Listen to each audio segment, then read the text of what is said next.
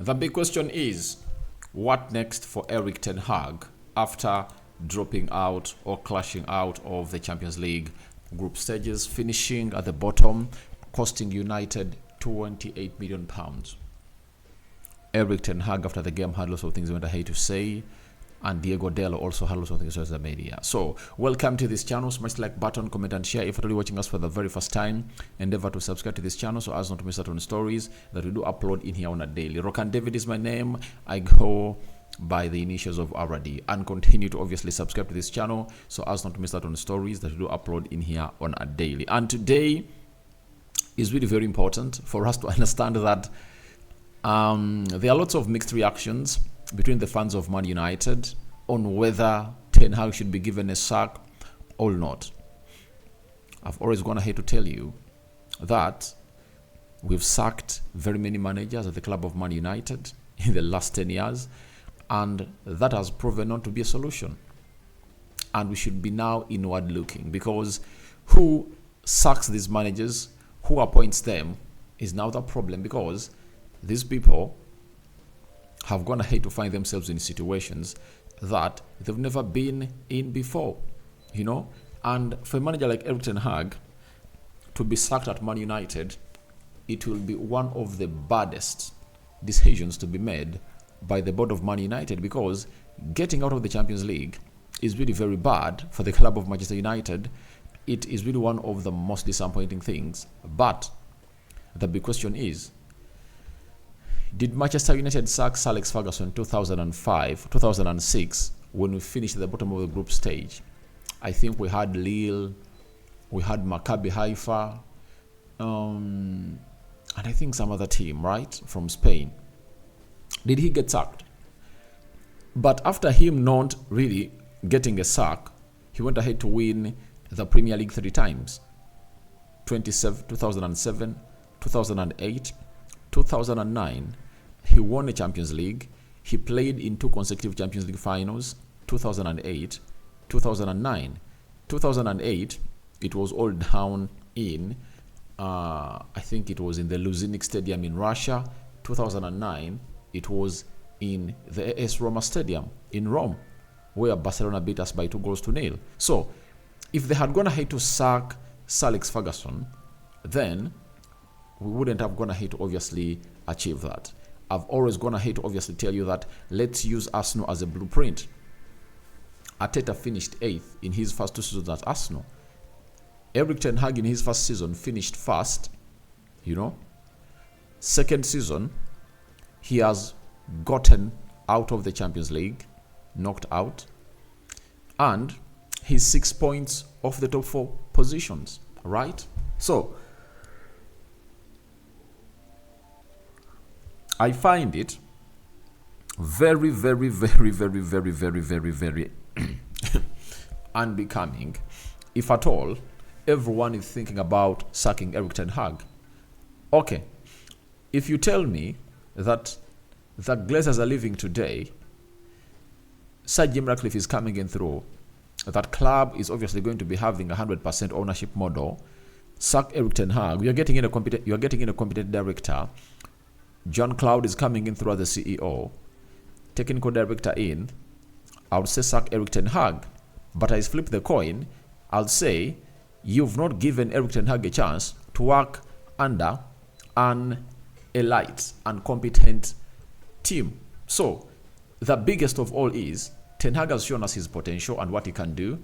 Can we get him the players he wants? I've seen Yapstam today onto the overlap. He was asked about Erik ten Hag. He says that we don't know him playing like that. He's a manager who plays what we call a football possession game. That's what he is all about as a manager. So, seeing him not playing that is a signal to everyone that he's not getting the players he wants. He's not having the players he wants as the manager. And let's look through the injuries, you know. Yesterday, we got 2 more injuries. Luke Shaw and Harry Maguire. So, I tell you that even if you sack Erik ten Hag and bring in another manager, we are obviously going to be the same. The fact is, we should get in people that know the game of football. Ask yourself, Why have the Glazers gone ahead to obviously come up and not really get the deal of the 25% done? It's now close to 2 months. The Glazers are delaying to obviously sign the paperwork to approve it. And these are some of the things that are really affecting the club of Man United that you people are taking for granted. We are rotten from the top, and we need to obviously make decisions. And those decisions need to be made by a person who knows what we call football. Because if Jean-Claude comes in through as a CEO, Paul Mitchell as the sporting director, they'll sit in a meeting with Erik ten Hag. He will tell them that the reason as to why I'm not playing as I used to play at Ajax are ABCD. We should find a solution for ABCD, because we all believe that Erik ten Hag is a very good manager. He is. But what is failing him? So after sitting with Jean-Claude, the new CEO, Sir Jim Ratcliffe, and Paul Mitchell, they'll come up and draw a strategy. You get? After drawing a strategy, then that strategy will be put into action and in practice. And if Erik ten Hag fails under that strategy, then we'll come out here and really call him out, because all our excuses are onto the people ahead of him. They cannot negotiate better deals for the club of Manchester United. They cannot obviously do what we call a better plan for the club of Man United. And we need them in. We need them in as soon as possible. So I know we are going to play Liverpool over the weekend. It's a game that I really expect that we can get a draw. That is it. But even if we lose, I tell you, Ten Hag is not going to be sacked. Who is going to sack him? Have you asked yourself that question? Who is going to sack him? The Glazers are not going to sack him because they are busy into the 25% stake of Man United. We are not having an active CEO. We are having an interim CEO who cannot take decisions.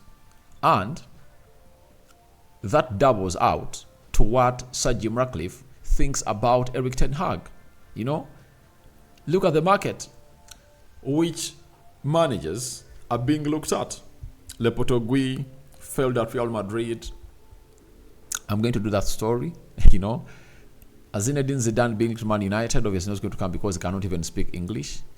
Graham Potter failed at Chelsea, and people are linking it to Man United. Antonio Conte cannot come because of what he asks his team to do, and the way he went ahead to expose the board of Spurs in the media. They cannot go for him.